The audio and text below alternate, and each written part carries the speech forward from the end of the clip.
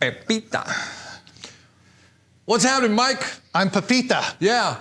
Welcome. Yeah. Inside joke.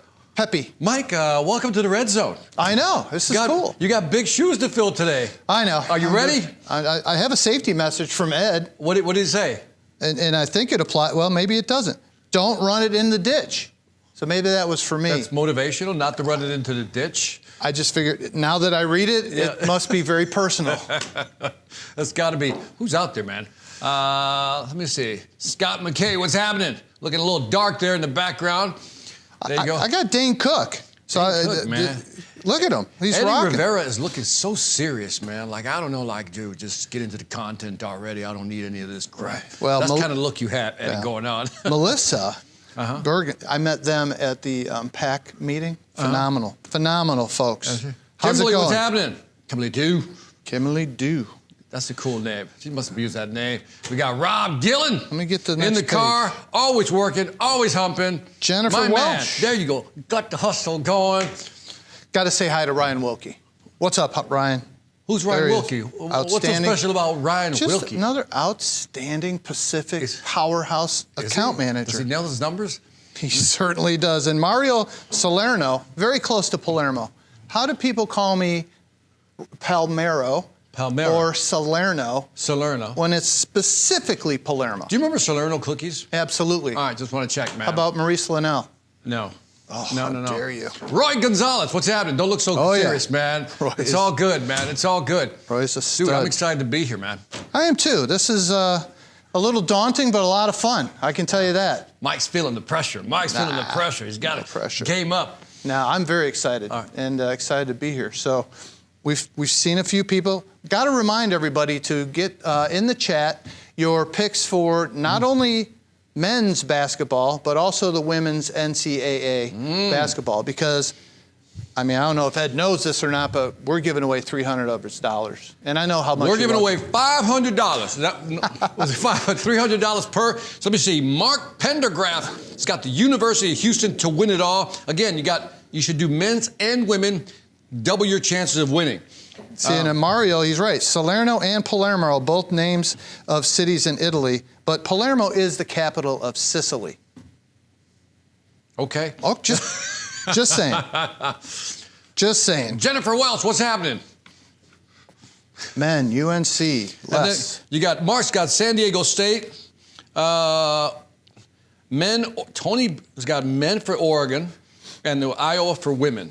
He's going for it. Rob, Iowa State. Let me see. Ben Gomez just wants Vermont.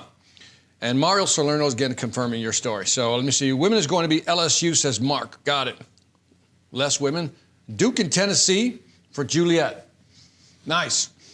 I got to be honest. I don't track it. I don't follow it. Do you watch a lot of basketball? No. It's just not a thing for me. I was always too short to play basketball, so it wasn't really a thing. I play baseball. Okay, I play baseball. I was too short. Screw them. I'll never watch them. Is that what your thought was? Nah, I just never really got into it. I was too busy watching. Baseball takes all night. Baseball, yeah. It takes the whole day, man. Yeah, I used to love baseball. I used to be in Chicago, so I was like, I'm always asked, Cub, Sox. Well, the answer is Sox. Well, see, and my son is a big Sox fan.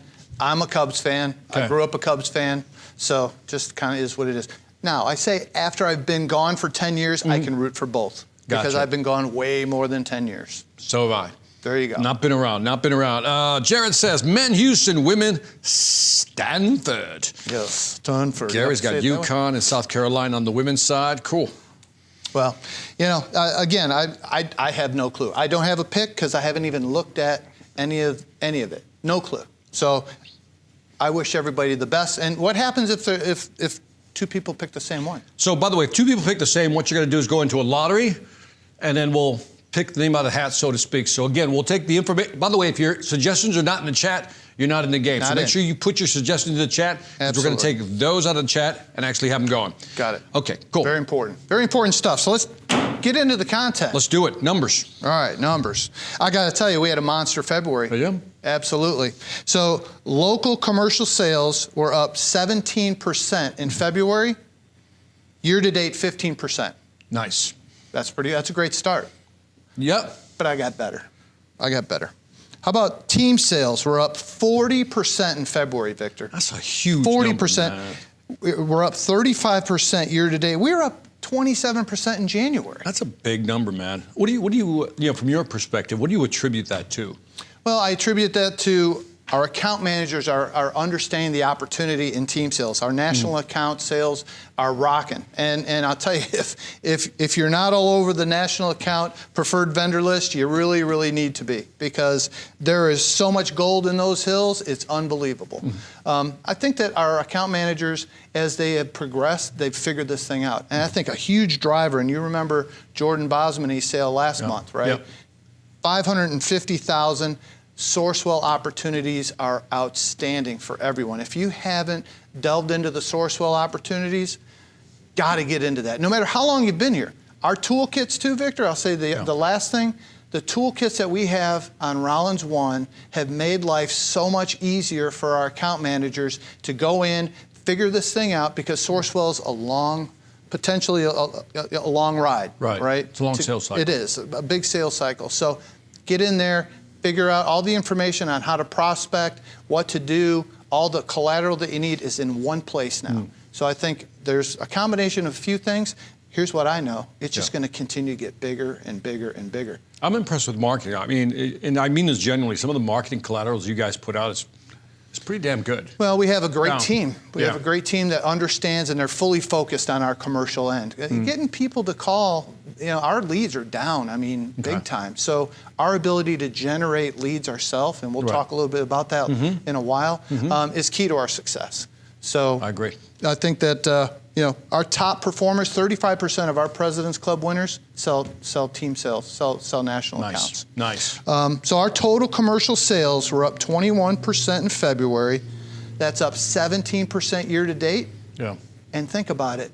It's the lowest time of year. It's the lowest pressure as far as pest. Right. January and February. I don't care if you're in New York or California. The reality is, there's really not much going on in January and February. So just think of how great it's going to be. The fact that you produce those numbers.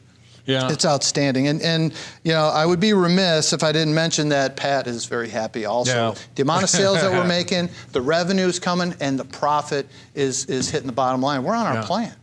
Got it. How's Ed feeling about this when you talk to him? I think that Ed's very positive. He's so positive, he just let me do it today. Yeah. By the way, did he give you any tips to how to deal with these folks out here today? No. Are you kidding? I got a chance to meet the Pacific. I had an opportunity to do a few of the kickoff meetings, and just outstanding, I would say in the Pacific, outstanding energy. Ed went to 16 of them. I'm going to my third one in the Northeast, so looking forward to seeing those folks here next week. Midwest, they had 160 account managers at their meeting. That's a nice turnout. That's a huge turnout. Yeah. So a lot of fun, a lot of energy. I'd say the one thing that impressed me the most after 3 days of meetings, all of these account managers were, after the meeting, they're all talking about work. Nice. What does that tell you, Victor? They enjoy their work. Darn right. Yeah. Darn By the way, Barry Polk says, "Love you, Mike. Come back to Riverside soon." Can't wait. Barry showing some love. My man. I love it. Thank you. Anything else? Well, I think that we can transition from that into, we had 8 people get into the 75K club. So why don't we run the 75K club?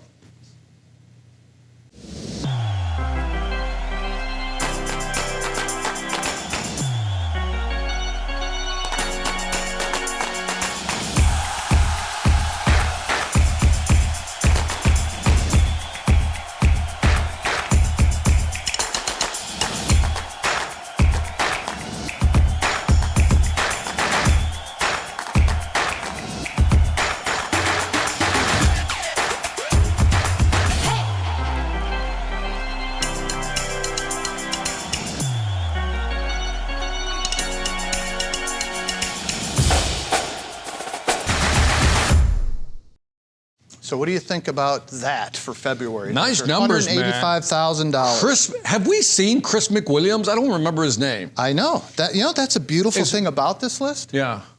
Only 2 from this list were on last month.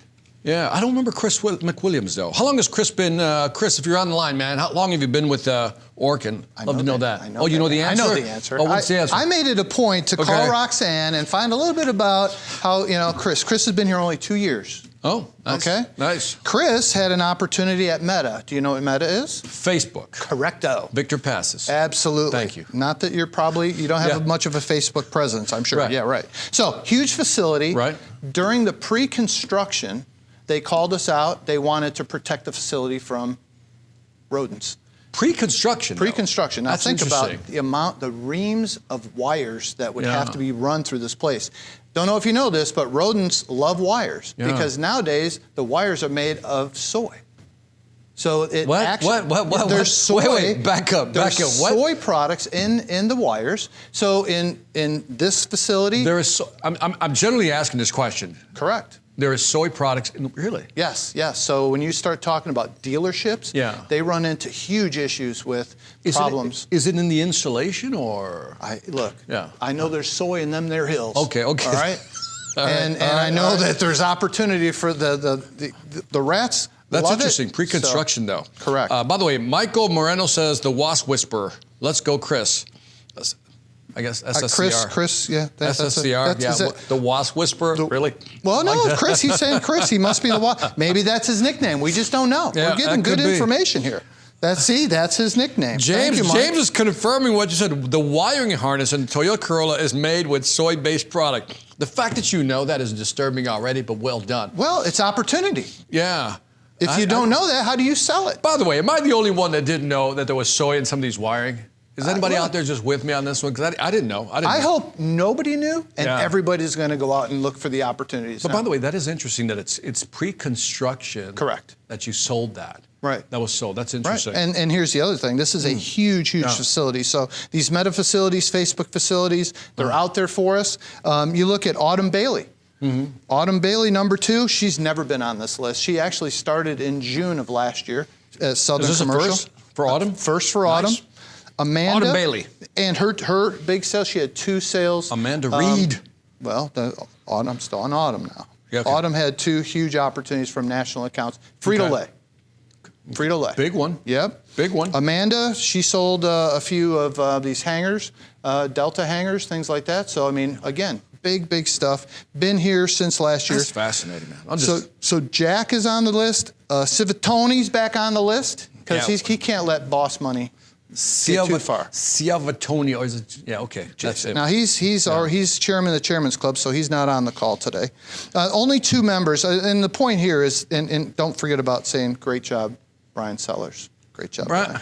Jordan Bosby dropped low. Yeah. I think he got a little lazy this last month. Did he? Because I'm going to say that just to poke at him, just to mess with him a little bit. If you can recall, he sold $550,000 last month. That's what's produced. So I got a feeling you're going to be seeing him a little higher on the list this month coming up. Brian Sellers, he bores me. He bores me. Best name in the business. Well done, man. Best name in the business. Man. Those are great numbers, though, man. Those are great numbers. Let me see. Les Fogelman says, perform some rodent control on my son's Honda Pilot. Nice. So it's not just Toyotas, apparently. Interesting. And it's not just imports either. That is amazing. Okay. So great numbers. Huge opportunity. And again, I think the tone there, some of the things that are the same is there's a lot of national account opportunities out there, right? So we've just come out of 2 of the months where we see the least amount of activity from pests. Now we're going into the hot time. So I wanted to talk a little bit about how can we capture some more market share this year. Our competition, Rentokil and Terminix, are struggling mightily. They're together now.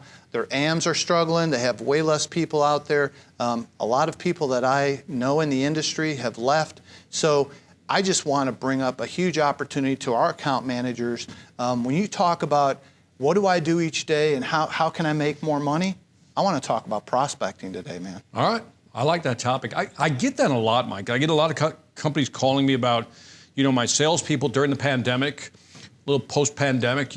Like I said, all the leads were coming in. Marketing was just having a field day with leads. But now those are drying up. So now we got to go hunt a little bit. Right. So I'm with you on the prospecting title. Well, last year, I mean, from my old world in Southern Commercial, we were 30% down in leads year over year. Really? And we made 23% more sales year over year. Interesting. So what did you do there? What did you think you did there? You got less leads, but you're growing your sales. Well, I think that we really committed to getting out and prospecting. And you know, part of my job is to go out and help train and get a chance to talk to everyone about some things that work, you know, from one coast to the other. That's a beautiful thing about this commercial business that we have in the new commercial division. We get a chance to share ideas and help each other grow our paychecks and ultimately grow our stock, which, by the way, was at 47 yesterday. Yeah, nice. Got to throw that one in. Yeah. Very important. So, you know, prospecting, though, is tough.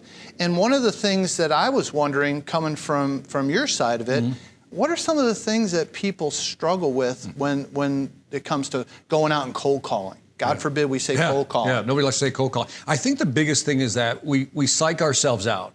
Do you know what I mean by that? It's like we have there's something called cold call reluctance. That's an actual phrase. I'm not making that up. Cold call reluctance is you don't go out because you're reluctant to either get rejected, but I think there's a much deeper meaning, and I think you're going to hit on it today, is that, you know, the reason they're afraid is that they don't know what to say. Right. I really believe that's it. You know, from your perspective, like I'm going to ask you the question. If I go out, give me what you think is a good prospecting close ratio. If I do so many calls, what should I close in terms of a meeting? Okay. And honestly, I'd like to hear in the chat quickly, we'll wrap it up into this. To get 3 new appointments, how many knocks do you have to do? Oh, that's a good question. Knocks or calls.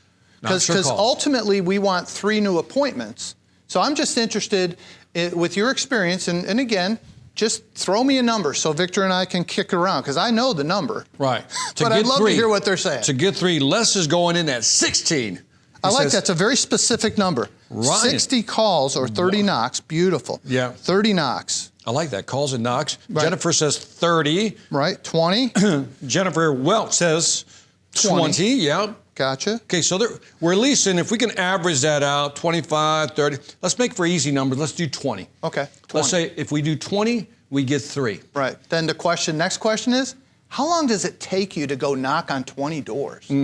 Right? I mean, we have a lot of things we can sell.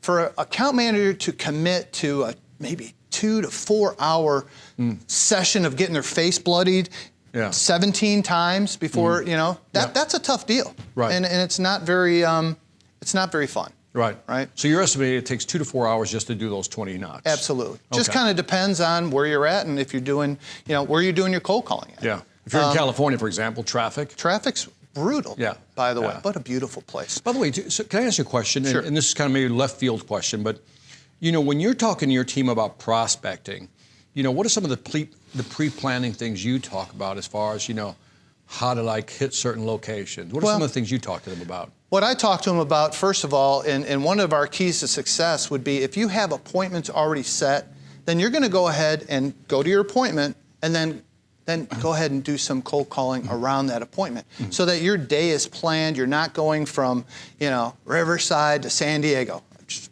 throwing 2 West Coast things. But the reality is having that plan is important. What are you going to do today? But somewhere in that plan, you've got to spend some time cold calling because, again, we want to gain this market share from, you know, we have an injured animal. If we're a lion and we love to hunt, we go after the injured first, right? And Terminex and Rentokil is injured. It's not the analogy I would use, but go ahead. Well, we use it in our, okay, I heard Ed use it. You like that? So first and foremost, figure out where you're going to go. Right. But then the most important thing is to be prepared. You've got to know what you're going to say. And I think that's the big thing that people struggle with is that they don't have a good pitch or a good, you know, just elevator pitch. And they want to talk about a bunch of things. But the reality is you got to focus on, you know, the customer. Introduce yourself, what's in it, or who are you, and what's in it for the customer, most importantly. All right, so let's go to what you would typically say in your script. Okay, and then let's break down the script. Okay. Cool. Right, so it's and I'm a simple person. I like to do things simple. Me too. I walk in, I introduce myself. Hey, I'm Mike from Orkin. Look, Victor, I know you probably already have a pest control company, right? Yes. Okay, so I'll stop right there. Yeah, and I have to say yes. Yeah, if you don't, that's cool too. That's even better. You know, the open-ended question, you don't have a wrong answer. Right. but 95% of where we're going after is already being done by another pest control company. So I know you already have a pest control company. That's blocking the objection up front. Right. One of the most foundational things we do as account managers is block objections. Yes. I wonder who taught us that. I wonder. I wonder. But that's a good strategy. So there. Then the next thing is my job is to make sure you actually have pest control. So when I'm talking to you and you tell me, right, you tell me, yes, I have a pest control company, my implication is, well, I'm here to do a very simple audit for you to make sure that you actually have pest control. So the implication is maybe they don't have good pest control. Do you hit that word actually, just to kind of, like, how do you hit that to kind of create that doubt? Well, again, it's how you present yourself. It's, I firmly believe if you just read this every time and didn't have any emotion, you could do better than 20 knocks and get 3. Right. But if you use inflection and the implication there is that, hey, look, we'll do a free inspection for you because I personally know you don't have good pest control. Right. I mean, we see this every day. So the customer's busy. Right. They don't have time to check this stuff, right? That's what I'll do for you.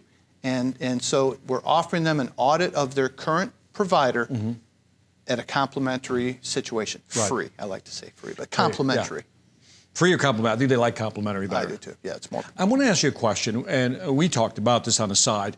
How would you work, getting back to the pitch, how would you work, let's say, for example, the logbook in? That's something that's brought up occasionally. Right. How do you do it?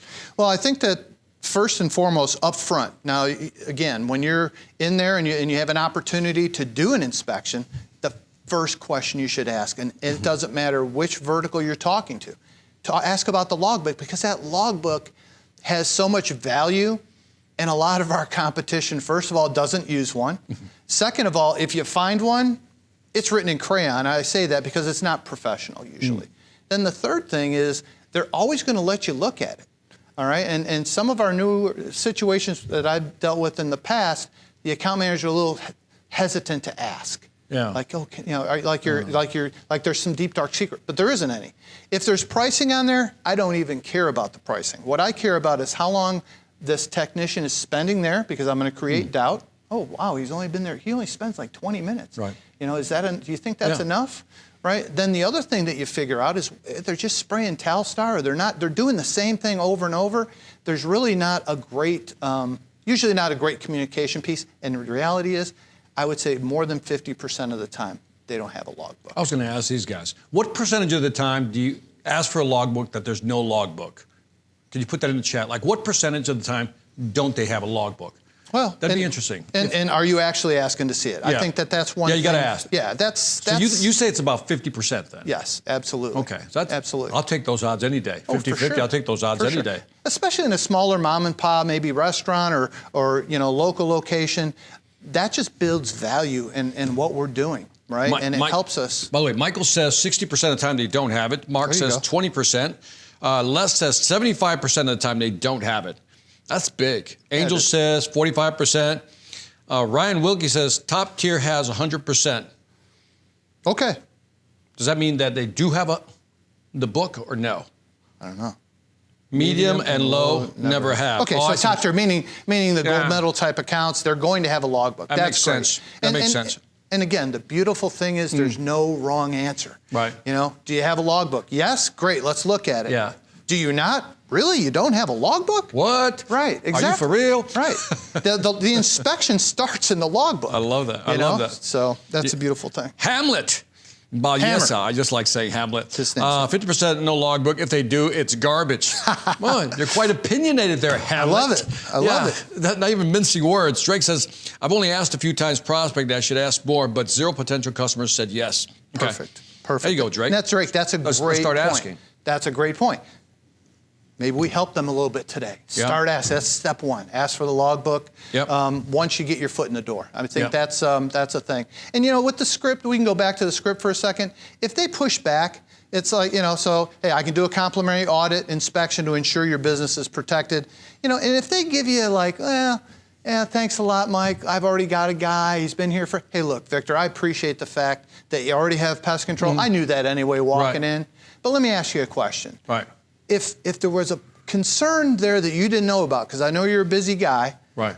Would you rather me find it, or would you rather one of your customers or your employees find it? Yeah. This will take me 20 minutes, and I'll tell you what, it'll give you great peace of mind. Peace of mind. That's a great question, by the way. Right. I like the way you did that. That's a good question. I like the way you did that. Well, yeah. It's selling something for free. As good as you are at selling something for free, it's going to equate to big, big money. What I like money. about that is that, we always talk about lean in the direction of the objection. So they said, no, but you said, I get that.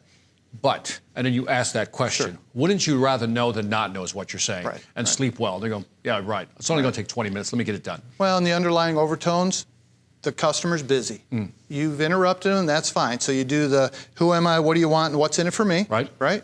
But ultimately, if we do an inspection, we're going to find something. Yeah. Just like if you inspect the logbook, you're going to find something there, Yeah. right? And all these little pieces have a lot to do with how do we close sales. Yep. And the beautiful thing about it is, if you don't close it today, you close it another time, because now they have our information. Now they know that we are in the game, and we can back them up if they have a concern. So there's the one thing that we have to do, though, is do this, because again, our market share, we're coming up on peak season. We're going to be able to maximize our market share and really maximize our earnings. That's the key for everybody. Yeah. I think there's a subtlety in what you're saying also, that even if I ask you if you have the logbook, you say, no, I don't have one. And you give them that look like, oh, really? Yeah. You don't have one. The I said, what implications. happens? I can say, what happens when someone, if someone were to come in and audit or something? Correct. And even if they don't accept the meeting there, even if you gave them the option, would you like me to come in on Monday or would Wednesday be better? You've put something in their head. It's almost like that hobgoblin of the mind, right? It just starts spinning there. Why don't I have one? Right. And so that might lead to a callback, if you know what I mean. For sure, for sure. And again, it's subtle, it's simple, and it's something that everybody can do. And again, as you asked me, what did we do out in the field? I mean, once we practice this, and that's why I say you could just literally read it if you had to. Yeah. But it's so easy to remember. Yeah. I've done it so many times. It's like if someone wake you up at 2 a.m, I could do this pitch in my sleep. So that's what I would ask everyone to get to, because we have such an opportunity out there to take over, to absolutely take over the world. Yeah, because who was mentioning something that, a lot of, companies like Terminix, they don't have enough people on the field today. So to me, that's open season on some new companies, getting them to switch over. Roy Gonzalez says, it sounds like, and I agree with it, it sounds like you're there to make sure they're protected because you care, not that you're selling something. Absolutely. Yeah, we've all been in the store. We've all had salespeople come up to us.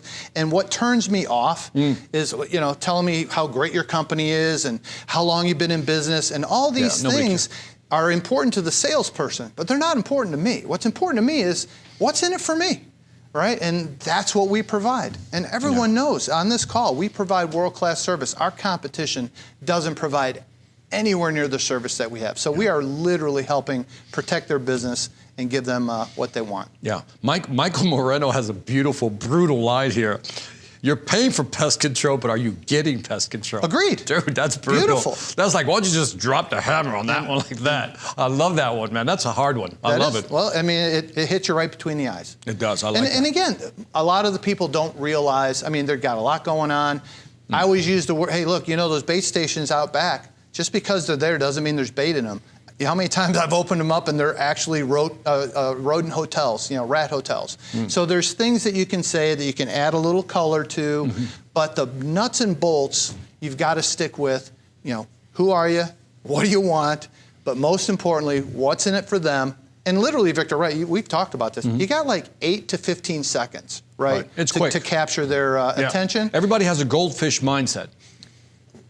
Does that mean we can't breathe underwater? I don't. No, it means like they only got 8 seconds to pay attention to what you're delivering. So, to your point, they don't want to hear about who you are as a company, but why you're there to help them. Correct. And the sooner you can get to that, I love it. Right. Well, I hope that's something that's obviously impactful and helpful.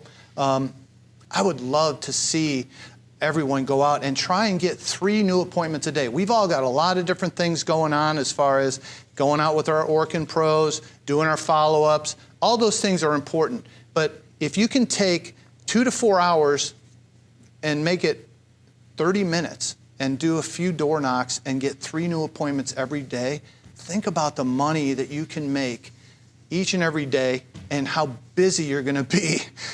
Just absolutely maximizing your earnings and also getting the market share that we deserve. We just have to go out and get it. Period. I think our time is we're almost done. Close. Should we close it out? Anything else in the chat? Nope. That was quick. That was quick. Nope. All right. Half hour goes quick. It does. Any closeout messages, call to actions? Well, call to action would be, again, hey, our Orkin pros need love. Get out in the field with them. Help them succeed. There's huge opportunity in all of our regions to get our Orkin pros making more money. Because we get them making money, they're going to stay, they're going to help us all, right? Do that. I would say, again, be true to yourself. Be honest with yourself and truly, truly try to get more new cold calls done. I think that avoiding it's one way to do it. Attacking it, getting comfortable with the uncomfortable is probably the best way to approach it. And I'd say just go out and have fun every day. Go meet people, make friends, and have fun. Love it. Are we going to close out with a video? Because I know we got a cool video coming up. So I appreciate it. Victor, you're good at reminding me. I appreciate it. So obviously it's President's Club week. We have a bunch of our account managers and our Orkin pros at President's Club. So I wanted to end the call by kind of showcasing the 25 account managers that made President's Club. Yeah. Well, I know there's a lot of high-performing account managers out there, and I know you guys are working your butts off. And if you sold $500,000-600,000 last year, didn't make it to the President's Club, you know what the beautiful thing is, Victor? They can try it again. There's always next year. That's right. So please enjoy the video. Thank you guys for your time, and let's just go kick butt.